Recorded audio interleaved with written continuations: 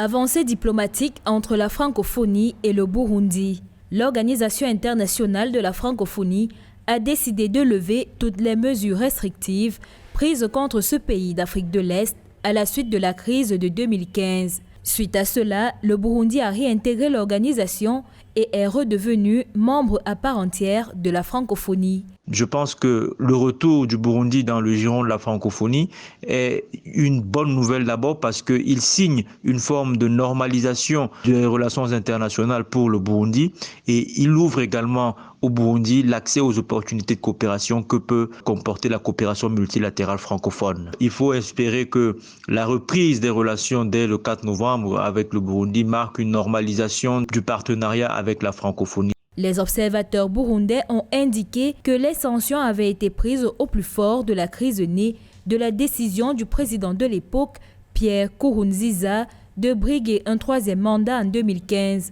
Le pays a plongé dans une crise politique qui a fait près de 1000 victimes et poussé plus de 400 000 autres personnes à l'exil dans plusieurs pays voisins. En avril 2016, l'organe de coopération multilatérale francophone a suspendu le pays lors de sa 97e session à l'exception des programmes bénéficiant directement à la population.